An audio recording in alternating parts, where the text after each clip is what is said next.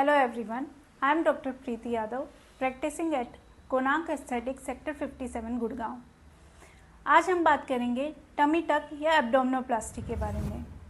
Tummy tuck किन लोगों को करवाना चाहिए? जिन्होंने अभी वेट रिड्यूस किया है, जिसकी वजह से फैट तो चला गया है लेकिन अभी स्किन एक्सेस रह गई है एब्डोमेन में, या पोस्ट प्रेगनेंसी फीमेल्स में जो एब्डोमेन है वो अपनी प्रीवियस शेप में आने की ट्राई करता है बट स्किन की इलास्टिसिटी इतनी नहीं होती है कि वो उतनी ही शेप अपनी जो इनिशियल स्टेज है उस वहाँ तक पहुँच पाए। तो दोनों ही केस में हम टमी टक कर सकते हैं। टमी टक एंड लाइपोसक्शन में क्या डिफरेंस है? टमी टक में हम बेसिकली स्किन को रिमूव करते हैं एंड लाइपोसक्शन में हम फैट निकालते हैं। तो जिन फीमेल्स या मेल्स में skin quality is good but fat ज़्यादा है तो वहाँ पर हम लाइपोसक्शन से कर सकते हैं, या जिन लोगों में फैट के साथ साथ में स्किन भी एक्सेस है तो उस केसेस में हम लाइपो एब्डोमिनोप्लास्टी करते हैं, जिसमें हम लाइपोसक्शन और टमी टक दोनों को कंबाइन करते हैं। अगर आप ने अभी रिसेंटली काफ़ी वेट रिड्यूस किया है और फैट इतना नहीं है तो हम सिर्फ टमी टक करेंगे, क्योंकि उसमें सिर्फ हमें आपके एक्सेस ऑफ स्किन निकालनी पड़ेगी। क्या टमी टक से स्ट्रेच मार्क्स भी कम हो जाते हैं? बिकॉज हम आपके लोअर एब्डोमेन की स्किन निकाल रहे हैं तो वहाँ पर जो भी स्ट्रेच मार्क्स होंगे वो भी साथ में निकल जाएंगे, और जो अपर एब्डोमेन में जो स्ट्रेच मार्क्स होंगे वो नीचे शिफ्ट हो जाएंगे।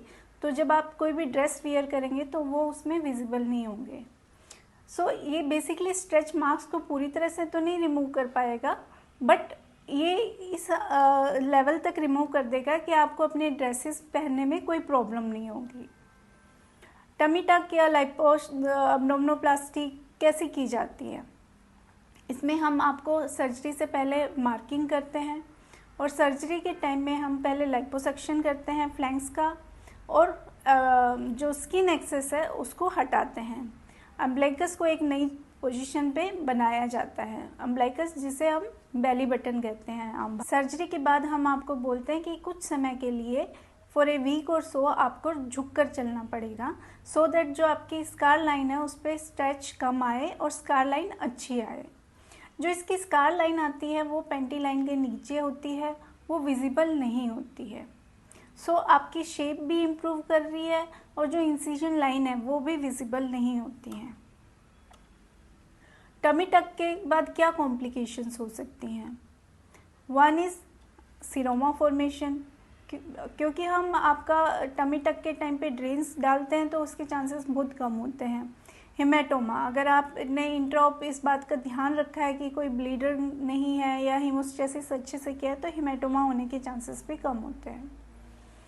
तीसरा जो होता है कि स्कार, ऑब्वियसली आपका एक इंसिजन आएगा तो वहाँ पर स्कार भी बनेगा, पर इस स्कार जो बनता है वो समय के साथ फेड होता जाता है, और इसको और फेड करने के लिए हम आपको ऑइंटमेंट्स देंगे, मसाजेस बताएंगे, और कभी कभार हम CO2 लेज़र भी यूज़ करते हैं।